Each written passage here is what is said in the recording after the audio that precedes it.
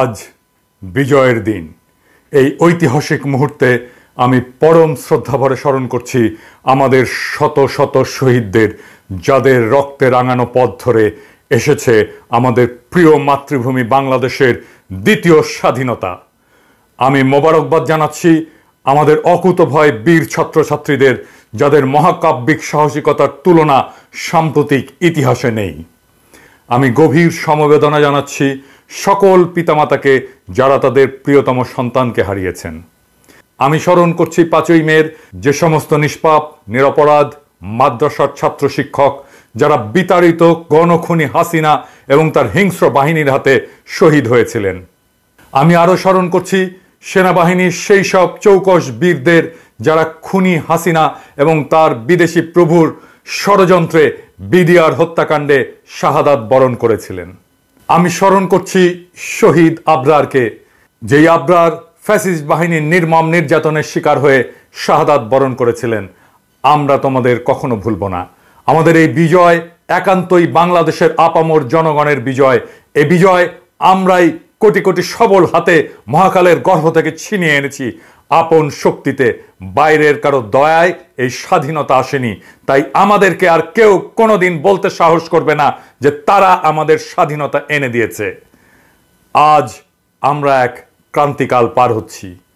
এই সময় আমাদের সঠিক সিদ্ধান্ত নিতে হবে আমাদের কাঙ্ক্ষিত রাষ্ট্র নির্মাণের, যেই রাষ্ট্র আমাদের জনগণের আশা আকাঙ্ক্ষা সম্পূর্ণভাবে প্রতিফলিত করবে।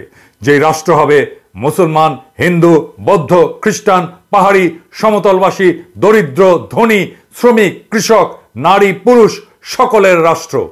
আমরা যদি সঠিক সিদ্ধান্ত না নিতে পারি, তাহলে এই ঐতিহাসিক সুযোগ, এই ঐতিহাসিক মুহূর্ত, যা শতাব্দীতে একবার আসে, তা আমরা হারাবো।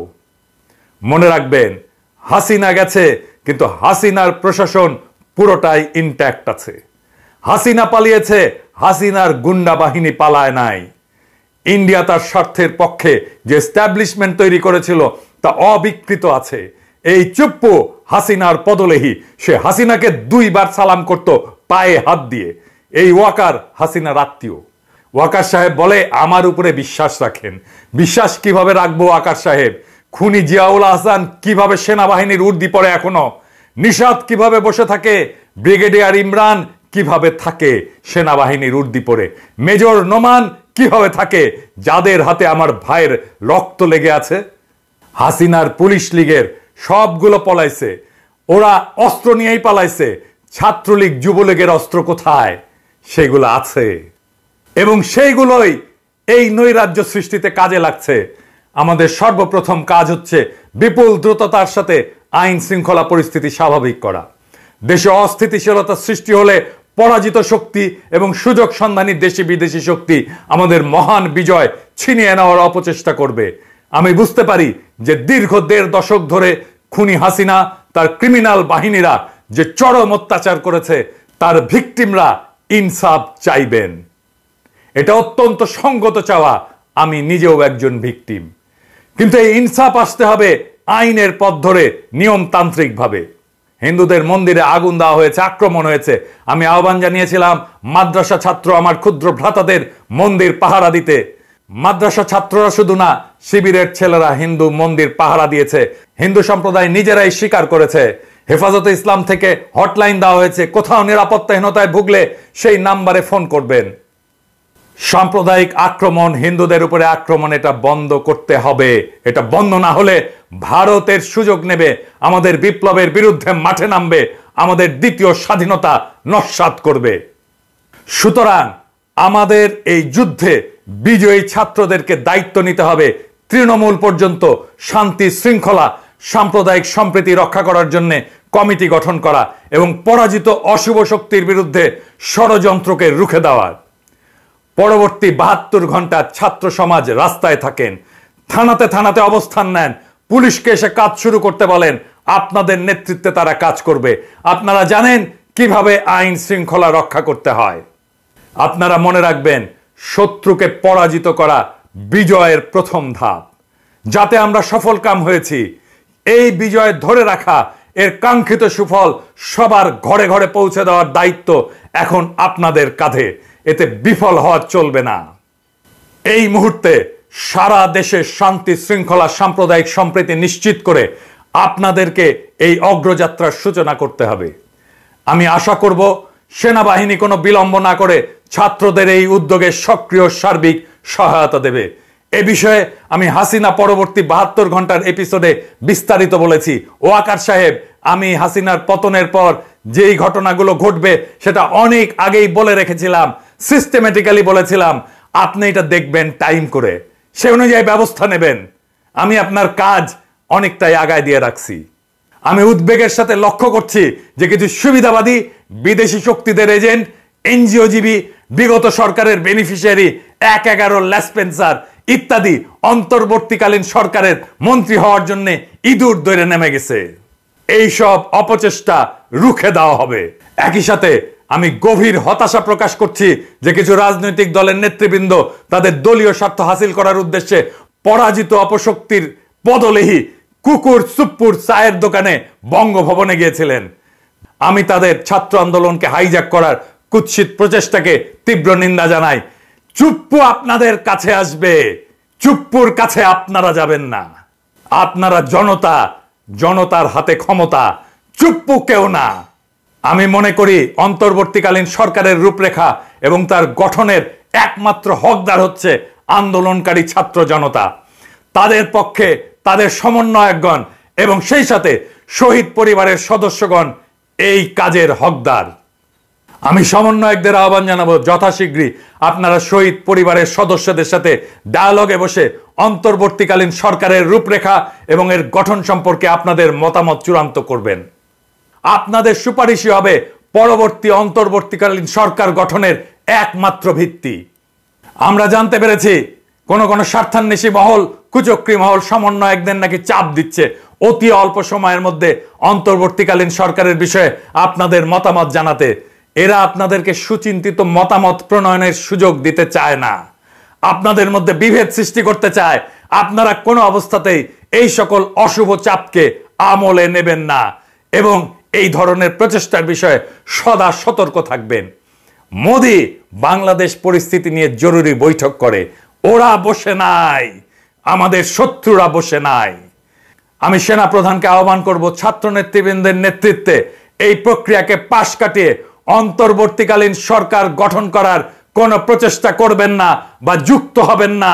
এই প্রচেষ্টা সফল হবে না, সফল করতে দেওয়া হবে না।